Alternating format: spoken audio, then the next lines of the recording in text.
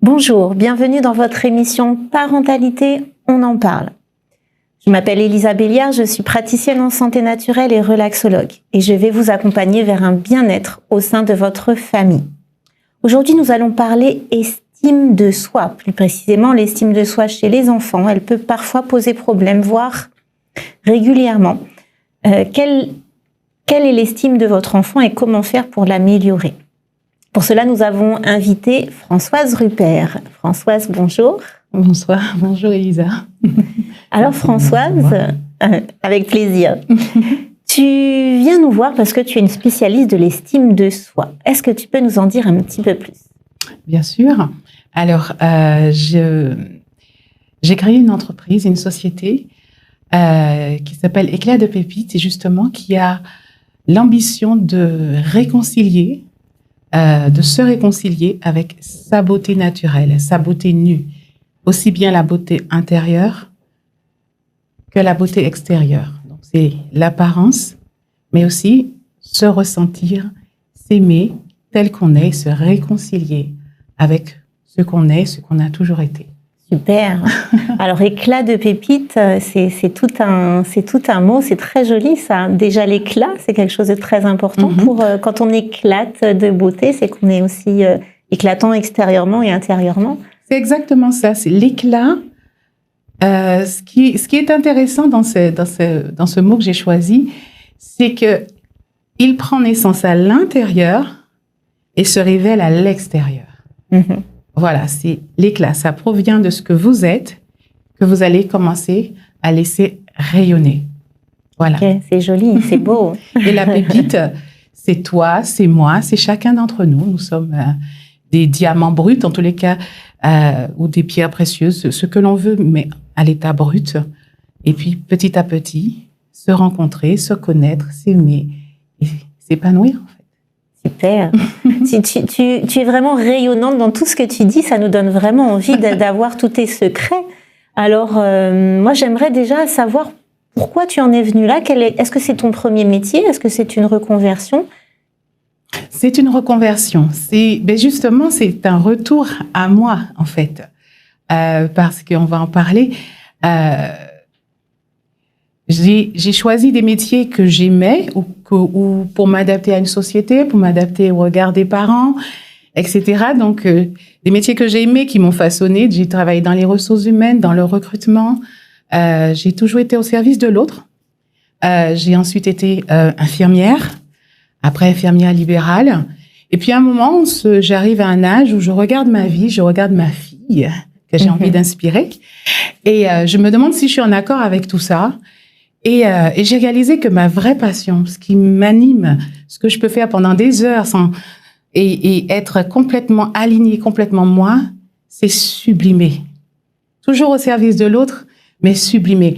La beauté, l'esthétique, la mode, ça, c'est ma passion. Alors, je me suis posée, je me suis remise en question, je me suis surtout écoutée. Et puis, j'ai créé une entreprise qui correspond à mes compétences d'infirmière, donc mes compétences de professionnelle de santé, que je vais mettre au service de ma passion, la beauté de l'être. Et ça donne Éclat de Pépites. Super, quel beau parcours, vraiment oui, très beau parcours. J'en suis très heureuse. Et donc, tu as déjà du coup testé toutes tes techniques sur ta fille, qui est ado, je crois. Ah oui, absolument. C'est ma première inspiratrice, ma première fan et la plus grande critique. La plus grande critique, exactement, parce que fiche que les ados se critiquent eux-mêmes, se critiquent les autres. Ils ont vraiment un regard très critique sur eux-mêmes. Oui, mais le regard critique que ma fille pose sur elle-même vient en grande partie du regard critique que j'ai posé sur elle un jour. Oui. Oui, parce qu'elle se voit beaucoup à travers la manière dont je vais la regarder, la société va la regarder. Et il y a ce flottement entre qui je suis, qui je semble devoir être, et puis il y a peut-être un conflit intérieur et une rébellion qui fait qu'à un moment, elle va tout rejeter de bloc et tout critiquer. Oui. Tout à fait. C'est important, du coup, le regard que l'autre va poser sur elle. C'est important et en même temps, j'aurais tendance à dire que c'est utile. Parce qu'on se rencontre aussi en rencontrant l'autre. Donc, on vit avec l'autre. On apprend à être avec l'autre. Mais être avec l'autre n'est pas forcément devenir ce que l'autre veut que l'on soit. Donc, il est essentiel d'apprendre à vivre sous le regard de l'autre, accepter le regard de l'autre, mais le regard de l'autre ne me définit pas. Tout à fait. C'est un grand travail aussi intérieur de savoir qui l'on est, qu'est-ce qu'on veut donner Absolument. comme image, je suppose. Fondamentalement, ce que j'essaie d'apprendre à ma fille, c'est, elle a 11 ans, c'est à être à l'écoute de qui elle est, accepter l'autre tel qu'il est, tout en continuant à être qui elle est, elle. C'est-à-dire, je n'ai pas besoin d'être autre chose que ce que je suis pour vivre avec l'autre. C'est tout un art, ça s'apprend à partir de ses ressentis, de se valider. Et puis, ça vient aussi beaucoup de ma disponibilité de parent à être à l'écoute tout à fait. de tout ce qu'elle est et d'aimer tout ce qu'elle est et sortir des jugements, sortir des reproches, sortir de « il vaudrait mieux être comme ci, il vaudrait mieux être comme ça ». Et vraiment apprendre véritablement à lui apprendre à aimer tout ce qu'elle est. Tout ce qu'elle est, toutes les facettes d'elle-même, toutes les jeunes filles qui sont à l'intérieur d'elle-même. Tout. Tout est légitime, tout a sa place et tout a son importance. Exactement. Ne rien rejeter d'elle-même, même si je ne suis pas parfaite, même si je semble ne pas être en accord, même si papa semble ne pas être en accord, mamie, papi, l'entourage, les proches, les amis ne semblent pas être en accord avec toi quand cette part de toi s'exprime, elle est légitime. Tout à fait. Et donc, du coup, oui, le regard qu'on va porter sur notre enfant, ce qu'on va lui dire, ce qu'on va lui insuffler depuis petite, depuis petit, parce que les garçons aussi, c'est très important, l'estime de soi pour eux. Extrêmement important. Donc, tout ce qu'on va dire va s'imprégner, va s'imprimer, du moins, dans la tête de l'enfant et va faire qu'on est plus ou moins à l'aise avec soi. Absolument, mais tout, en fait, tout. L'enfant, il me semble, de mon expérience par rapport à mon enfance, en regardant ma fille et les enfants de mes amis, etc., et les enfants de manière générale, recherchent l'amour, en fait. Ils ont envie d'être aimés. Et ils vont retenir, parce qu'ils sont intelligents. Eh oui. Ils sont très intelligents. Ils vont se dire, quand je fais ça, j'ai de l'amour. Quand je fais ça, j'ai du rejet. Quand je fais ça, je suis blessée, ça me fait mal. Alors, il va commencer à s'adapter et se créer on va dire, des alter-ego, d'autres personnalités qui vont venir le protéger parce que il ne veut pas souffrir. D'accord? Et c'est tout ça qui peut faciliter ou rendre compliqué la vie d'adulte, en fait. C'est comment nous allons accompagner notre enfant dans son évolution à se vivre et à s'aimer. Voilà. Eh oui, c'est tout un projet, devenir un adulte. Donc du coup, on a beaucoup d'estime de soi qui est important. Alors pour définir quand même l'estime de soi, c'est c'est l'image qu'on a de soi, mais c'est aussi le fait de se sentir bien dans sa peau, de se sentir bien dans sa tête. Quel rôle la société a joué là-dedans? C'est un rôle un peu trop intrusif, en fait.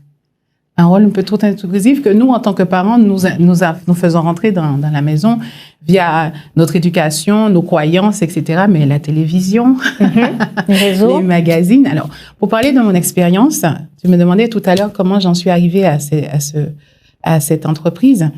Moi, j'ai toujours été ronde.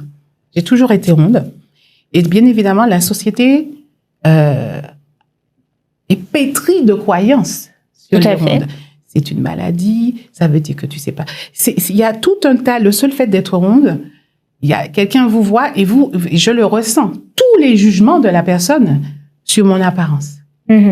Alors, c'est pareil pour quelle que soit la spécificité. C'est pas que les rondes, ça peut être parce que t'es blonde, parce que t'es grande, parce que t'es petite. C'est tout un tas de croyances, de préjugés, d'a priori que cette société tout ça rentre dans les maisons, rentre dans l'éducation, à l'école, même les enseignants, même les professeurs, etc.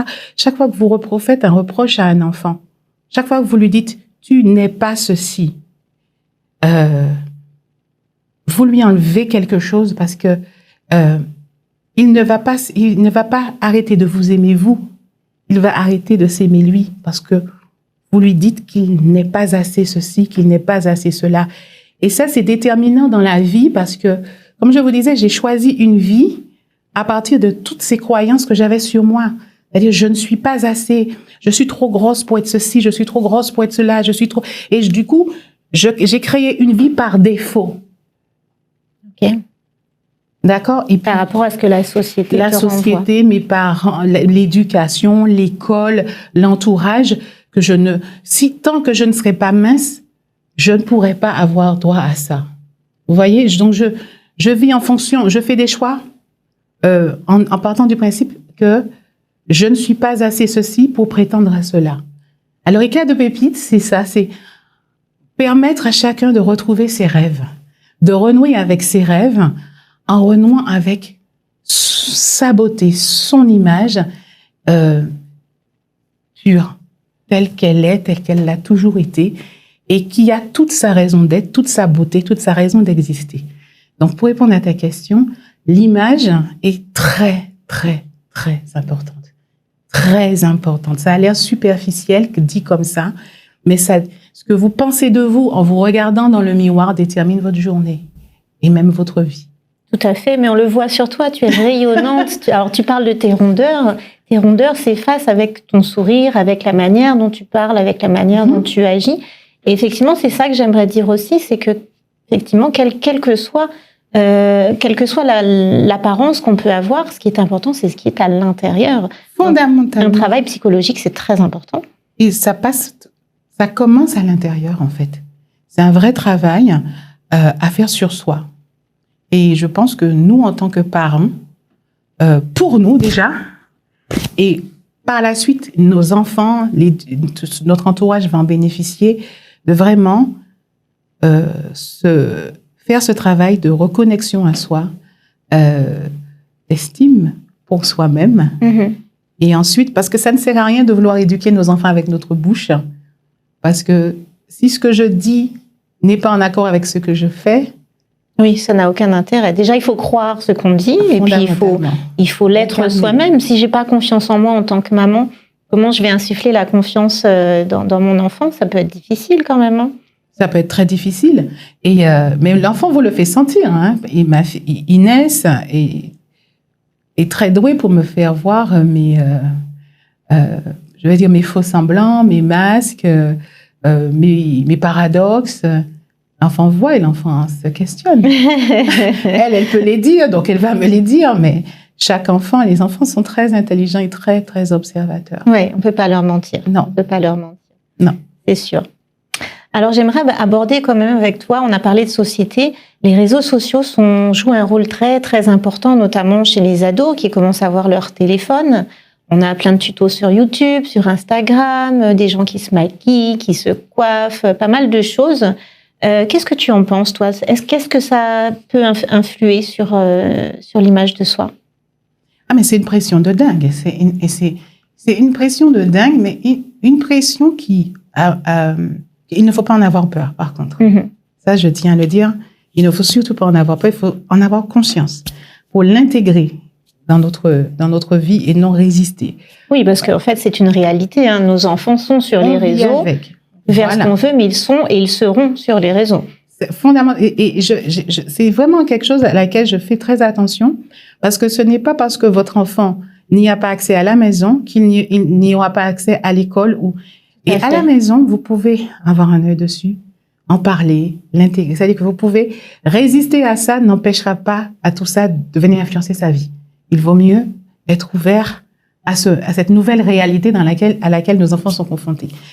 Ensuite, Les réseaux sociaux, moi, ce qui m'attriste beaucoup, surtout en matière de beauté, de maquillage, etc., c'est que j'ai l'impression que dans 10 ans, et peut-être même avant, se maquiller, ce sera ne plus se ressembler. C'est-à-dire que quand je regarde les jeunes femmes se maquiller, elles disparaissent. Elles n'existent pas. Ressemblent à quelqu'un d'autre tout de suite. Voilà, et elles se ressemblent toutes. Elles ont toutes le même maquillage. Quel dommage. J'ai fait la rime, mais c'est... Quel dommage. Parce que si on est dans un jardin avec toutes les fleurs identiques, c'est beau, mais au bout d'un moment, c'est ennuyeux. Ce qui est beau, c'est aussi la différence, c'est l'unicité, c'est l'individualité, c'est aussi nos belles imperfections qui font de nous des êtres uniques. Tout à fait. Donc, c'est l'une des choses, par exemple, dans mon vocabulaire, je ne parle plus de maquillage, je parle de sublimer. Tout à fait, c'est pas la même chose. Avoir un maquillage comme un masque pour ne pas nous reconnaître, c'est différent que de mettre en valeur. Ça fait toute la différence. Ça ne sert pas la même énergie. Il y en a une qui vous cache et qui vous négative. Ça veut dire que vous n'existez plus, vous disparaissez. Et celle qui va vous révéler, qui va soutenir votre rayonnement et véritablement vous élever, en fait. Tout à fait. Et je trouve, il me semble, pour nos enfants, l'avenir, c'est tout ce que je leur souhaite. C'est de rencontrer leur unicité, de rencontrer ce qui fait d'eux quelqu'un d'unique et qui est donc indispensable pour le monde. Tout à fait, tout à fait. Alors, je parle encore pour les filles. On va parler des garçons tout à l'heure. Parce que le maquillage, c'est quand même quelque chose de très important pour elles, surtout quand elles sont ados. Même petites filles, elles ont envie de ressembler à une princesse, elles ont envie de se maquiller, d'être comme maman, finalement. C'est un modèle, maman, du coup. Et pourquoi ne pas apprendre aux enfants à se maquiller? Pourquoi pas? Bien sûr. Mais bien sûr qu'il faut le faire. Comme je dis, pour moi, il ne faut pas résister à cela. Pour moi, il s'agit de l'intégrer et parce que ça va faire partie de... Quand j'étais plus jeune, je me maquillais en cachette pour aller à l'école. Donc, je veux dire ça, l'enfant, de toutes les manières, va y aller. Mais quand il y va avec votre assentiment, votre amour, votre soutien, il y a quelque chose qui va venir soutenir sa vie. Quand il le fait en cachette de vous parce elle nourrit la croyance qu'elle n'a pas le droit de le faire, c'est une autre énergie qui vient la négativer. Et ce que vous ne voulez pas, vous êtes en train de le favoriser. Oui. Donc oui, je suis pour qu'on les accompagne, les filles, les jeunes filles. Par exemple, tout à l'heure, j'ai ma cousine, sa fille, par exemple, je prends un exemple, sa fille de 12 ans a un complexe, c'était ses sourcils, qu'elle trouvait trop gros. Donc, qu'est-ce qu'elle a fait? Elle a pris la crème dépilatoire. Aïe, aïe, aïe. Et j'ai fait ça aussi. Donc, la moitié de tout son sourcil est parti. Et je lui ai demandé, mais pourquoi? Et elle m'a appelé moi, elle m'a dit, t'as dit, j'ai fait une bêtise, etc. Je lui ai dit, pourquoi t'en as pas parlé à ta maman? Avant de passer à l'action, elle me dit, oui, mais j'en ai parlé à maman, mais maman ne m'écoute pas. C'était important pour elle d'avoir des sourcils mieux dessinés. C'était un complexe. Il ne s'agit pas de dire aime-toi aime-toi et puis avec tes gros sourcils. Il s'agit aussi d'aimer cette part de nous qui ne s'aime pas. C'est-à-dire, elle a le complexe, c'est ça, lui. Elle le vit mal. Tout à fait. Gérer le complexe lui permettra déjà de se sentir mieux, d'en parler aussi. Exactement. Et là, aujourd'hui, elle l'a emmenée chez l'esthéticienne, même si elle n'a que 12 ans, pour une épilation au fil, qui lui a fait très, très, très mal. Maintenant, elle sait se faire belle, c'est pas forcément... Mais aujourd'hui, il y a de la détente dans le corps et je pense une plus grande complicité entre la mère et sa fille. Oui. Et je pense qu'aujourd'hui, il y a plus de confiance et de respect dans cette relation. Je pense que ce geste simple a peut-être favorisé des choses que l'on dont on verra l'ampleur plus tard dans la vie. Tout à fait. Elle sait maintenant qu'elle pourra aller voir sa mère pour d'autres problématiques, peut-être. Et c'est très important au moment de la puberté, notamment. Les filles comme les garçons ont besoin de discuter de certaines choses, besoin de se sentir plus féminine ou plus masculin. Les garçons vont travailler leurs muscles, on va les voir en train de faire des abdos, de suspendre des choses aux portes pour paraître plus vieux aussi. Oui, pourquoi pas. Là, ce sont les hormones qui jouent pour plaire à l'autre. Exactement, parce nous sommes des êtres de relation. Donc où le garçon va s'identifier peut-être à son père ou peut-être d'autres inspirations. Ça peut être la star de football, la star de basket. On a tous nos modèles, ils ont les leurs. Donc, c'est OK. Je pense que c'est des choses je pense sincèrement que... Moi, je pars du principe que tout est OK. Après... À partir du moment où ça ne devient pas justement une problématique dans le sens où je veux absolument ressembler à un tel, je veux absolument faire comme un tel. Exactement. C'est-à-dire que quand je dis tout est OK, je vais préciser ma pensée. C'est je ne rejette pas cette option, mais je vais m'asseoir avec mon enfant et on en discute avec ouverture et peut-être beaucoup de questions. Beaucoup de questions pour que lui-même ou elle-même conscientise ses propres choix, en fait. Dans l'amour et le non-jugement. Ce n'est ni bien ni mal, c'est ton choix. Est-ce le meilleur pour toi? Est-ce que l'objectif que tu vises, est-ce que ce choix-là vient servir cet objectif ou pas? On en discute, on en parle et après, on accompagne, on guide, mais l'enfant n'est pas là pour nous satisfaire. Tout à fait, ça c'est une chose très importante. Voilà. Même si on aurait fait nous autrement, c'est vrai que ça vient nous titiller. Le respect. Exactement, ils ont leurs choses à vivre, ils ont à trouver eux-mêmes leur image. Et on sait tous qu'à l'adolescence, c'est pas facile. On va passer quelquefois par différents styles qui plaisent pas forcément aux parents. On a aujourd'hui les crop tops, alors on a eu à un moment donné les tailles basses. Maintenant c'est taille haute. On peut avoir des cheveux comme ci, des cheveux comme ça. Est-ce qu'à un moment donné, quand même, on peut mettre un holà par rapport à l'école, par exemple? Bien, le cadre est là. Le cadre c'est nous. Nous sommes là pour nous sommes là pour les protéger. Tout à l'heure, j'avais cette discussion avec mon conjoint dans la voiture. Je ne suis pas là pour éduquer à partir de mes peurs, c'est-à-dire transmettre à mon enfant mes peurs.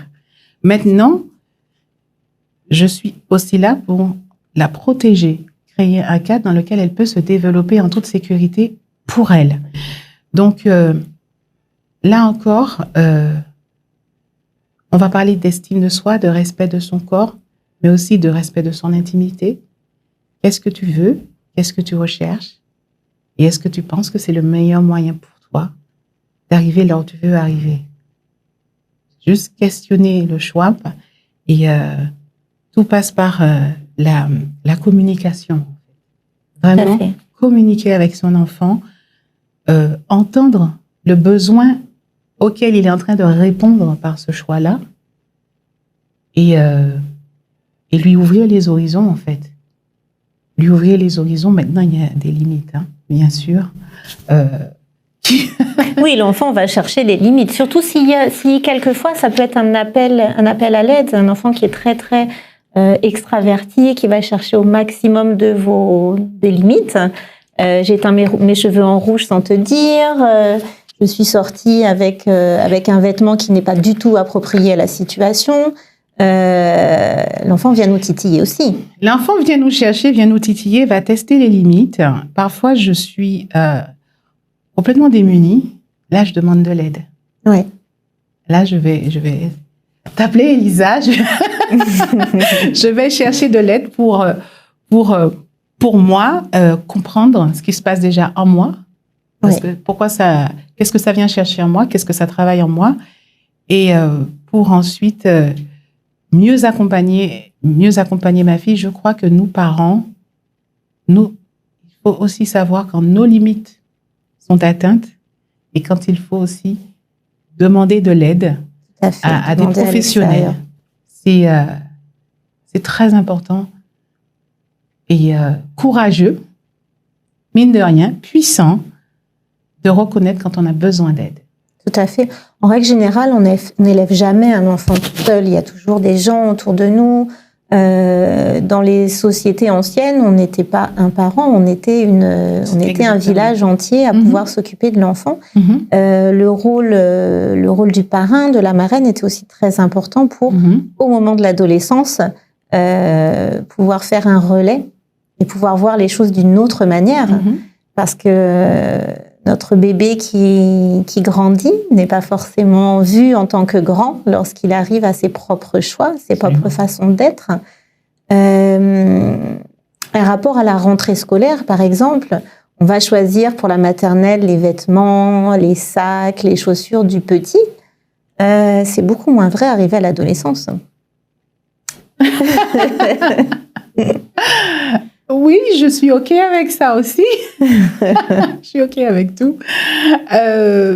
Je dirais même que c'est même génial, en fait, qu'à cet âge-là, l'enfant commence à faire ses propres choix pour lui-même. Et un choix que je vais encadrer, c'est clair que le croque-top pour aller à l'école, ça va pas le faire. C'est non. Voilà. C'est non. Et après, le non peut être un non ferme et définitif. C'est même pas la peine d'aller par là. L'enfant sait quand c'est non négociable. Il le sait. Mais est-ce que l'enfant va avoir conscience que son vêtement, sa façon d'être va avoir une importance sur l'image qu'il va donner aux autres? Oui, peut-être que non, peut-être qu'il s'en fout, en fait. Il y a des enfants qui... c'est-à-dire que la tenue vestimentaire est aussi un moyen d'expression. Tout à fait. Donc, il y a l'image que je veux véhiculer aussi. Je veux donner une image de moi qui n'est peut-être pas moi vraiment, mais en tous les cas, c'est ce que je veux que l'autre pense de moi. Donc il y a ça aussi. Et il y a aussi l'autre, quand tu vas mettre ça envoie un message pour les jeunes filles, aux hommes, et je dis bien, pas forcément les garçons de ton âge, les hommes. Ça nous oblige à avoir des conversations qu'on n'avait pas forcément envie d'avoir avec une enfant de 16 ans qui en paraît 16. Donc, mais il faut, oui, il est important en tous les cas pour moi de les sensibiliser là-dessus, sur le langage des choix vestimentaires ou d'apparence que tu vas choisir, en fait. Il y a ce que tu veux dire, ce que tu veux exprimer, et puis il y a ce que l'autre va percevoir. Là encore, est-ce que c'est un accord? Est-ce que c'est ce que tu veux? Voilà. Et ça a une grande importance plus tard pour le monde du travail aussi. Quand on passe un entretien d'embauche ou quand on est stagiaire, la manière dont on va s'habiller, la manière dont on va s'exprimer, la manière de s'aimer aussi va avoir un impact sur un contrat de travail, par exemple. Oui, mais en même temps, je dirais que si tu fusionnes avec ton style, si ton style vestimentaire parle de toi en termes d'identité, en termes de liberté, c'est aussi, parce que j'aime à dire, dans le monde du travail, ça se passe l'entreprise a autant besoin de vous que vous avez besoin d'elle. Oui. Autant choisir une entreprise dans laquelle vous allez pouvoir être vous-même. Sinon, le travail va vite devenir une pénitence. Donc, oui, affirmez votre style à ce moment-là. Comme ça, si ça ne matche pas, c'est que de toutes les manières, ça n'allait pas matcher. Ça, c'est très... Enfin, je trouve ça important de le comprendre. Dans le monde du travail, on se recrute tous les deux. L'entreprise me recrute, mais je suis en train de recruter l'entreprise dans laquelle je vais passer 8 heures par jour. Ça, c'est avoir confiance en soi de pouvoir dire ça. C'est très bien de pouvoir le dire, de se dire, voilà, moi, je vaux ça, je suis comme ça, je m'habille comme ça. Est-ce que vous voulez de moi? Exactement, c'est exactement ça. Je connais ma valeur. Quand je dis moi, c'est moi dans tout ce que je suis, finalement. Voilà. Ça c'est extraordinaire, c'est génialissime. Moi, je signe tout de suite. Oui. Super, super. Alors maintenant, quelles sont... est-ce que tu pourrais nous donner quelques astuces justement pour faire en sorte que notre enfant ait confiance en lui et de l'estime pour lui? Alors, nous avons un rôle à jouer, mais ça ne dépend pas que de nous. Ça, c'est déjà la première chose dont il faut qu'on ait conscience. Je ne suis pas responsable de ce que mon enfant va penser de lui-même. Mais à partir de comment je vais me comporter avec lui ou elle, je peux favoriser ou au contraire, parasiter cette estime. Donc, moi, ce que j'ai compris, enfin, ce que j'apprends aussi en même temps, c'est à, comme je dis, valider votre enfant. Sortir des reproches. C'est très, très important. Sortir des reproches parce que, comme j'aime à dire, c'est pas moi qui le dis, c'est quelqu'un que j'ai entendu dire et j'ai validé. Quand vous faites un reproche à votre enfant, ce n'est pas vous qu'il va arrêter d'aimer, c'est lui. Vous êtes en train de lui dire, tu n'es pas ceci, vous êtes en train de lui enlever quelque chose, en fait.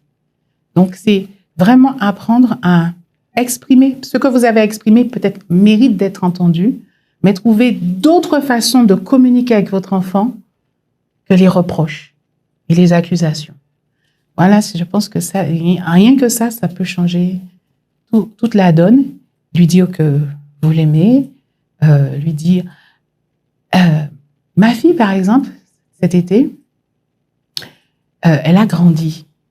Comme tous les enfants, les étés, les enfants poussent. Et là, comme c'était l'été, avec toute la famille, peut-être des tantes et des oncles qui l'avaient vue petite fille, et puis, oh, mais qu'est-ce qu'elle a grandi, ah, mais qu'est-ce qu'elle est si... Et elle vient, elle me dit, maman, j'en ai marre. J'en ai marre qu'on me parle de mon corps. Ok. Je n'avais jamais ri. Pour moi, c'était une forme de reconnaissance. Et elle dit, j'en ai assez, demandez-moi comment je vais. Tout à fait. Le corps et l'apparence sont des points sensibles pour elle et elle n'a pas forcément envie d'en parler comme ça. Elle n'a pas envie qu'on la stigmatise parce qu'on ne lui disait que ça. C'est « Oh, tu as grandi, ah, mais fiche que tu es grande » parce que c'est vrai qu'elle a une belle taille. Et l'école. Voilà, je ne suis pas qu'un corps qui va à l'école. Ok, donc on fait attention à nos paroles et on a toujours l'habitude de faire ça, effectivement. Comment ça va à l'école et comment ça se passe, etc. Ok, on va essayer de changer son vocabulaire. Voilà, c'est peut-être justement, je dis, même moi je vais faire attention à ça maintenant. Parlez-lui de qui ils sont, de ce qu'ils ressentent en tant que personne. Ça, je pense que c'est l'une des plus belles choses qui peut les aider à se rencontrer eux-mêmes et à s'estimer eux-mêmes parce que vous allez donner de l'importance à qui ils sont et à ce qu'ils ressentent et non seulement à ce qu'ils font et ce qu'ils représentent. Et là, on est on est vraiment, nous favorisons et nous participons à la construction d'une estime positive et fondatrice de soi chez nos enfants. Voilà ce que je pense. Et alors, si on vient te voir justement avec Éclat de Pépite, on a un ado ou une ado en manque de confiance en soi, d'estime de soi. En quoi consiste une séance avec toi?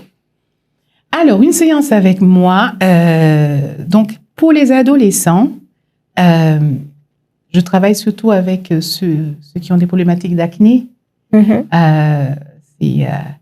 donc qui se jugent, qui se charcutent un peu parce que le bouton gêne et ça aggrave la situation. Sujet très important chez les ados, les boutons. Donc, j'ai des techniques qui fonctionnent, mais voilà, c'est une co-création pour le coup, avec la participation de l'enfant et du parent. Ça se passe ensemble, autour de son bien-être et de son image. Alors, je travaille avec des miroirs. J'aime les miroirs. Ouais. C'est très compliqué des fois de se regarder et d'apprendre à aimer ce que je vois. Pourtant, ce que je vois, c'est moi. Tout à fait. C'est pas évident. On se regarde pas vraiment en fait dans le miroir. On se fuit. Voilà, c'est ça. On se juge et on voit vite fait ma coiffure, tout va bien et je m'en vais. Voilà. Et on se regarde pas dans les yeux. Exactement. On se fuit. Donc déjà, c'est se connecter avec soi et aimer cette part de moi qui ne s'aime pas. Elle peut pas m'aimer pour le moment. Ok, mais je vis avec elle et j'apprends à l'aimer. Et bon, ça, c'est des mots. Mais après, c'est des procédures, vraiment des process au rythme de je dis pas l'enfant, au rythme de l'ado, de la jeune femme. Pour le moment, c'est plutôt des jeunes femmes, mais c'est aussi pour les garçons, les jeunes filles.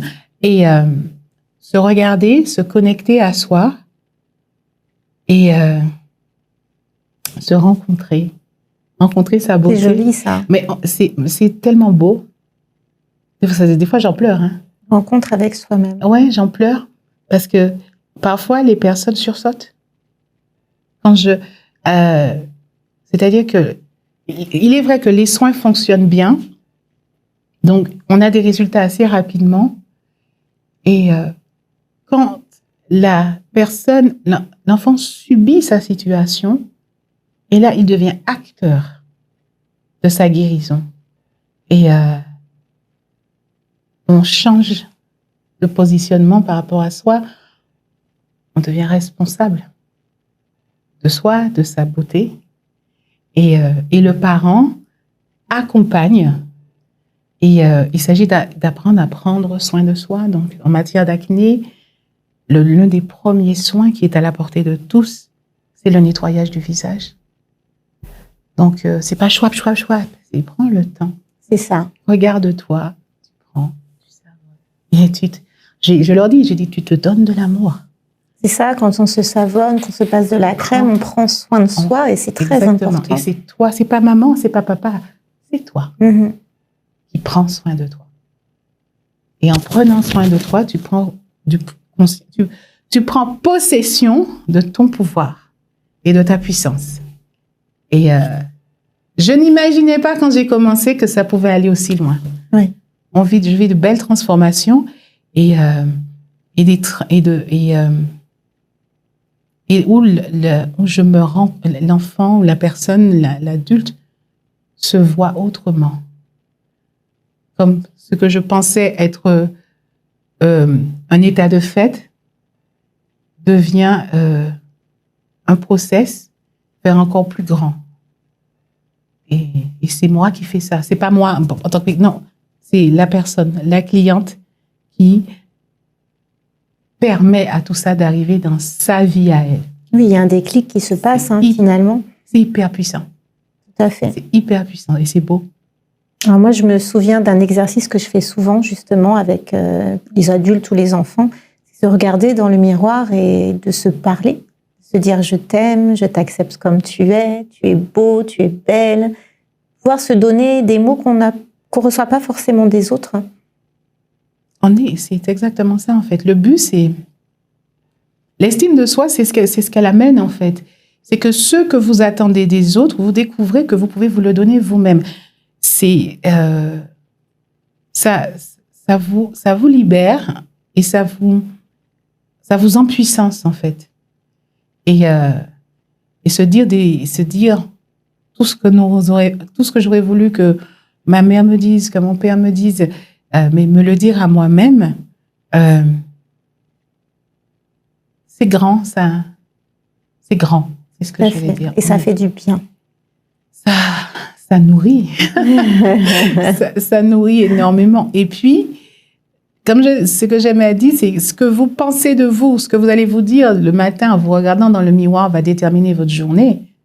Donc, si vous prenez cette habitude de vous regarder et de vous dire, par exemple, comment j'ai envie de briller aujourd'hui?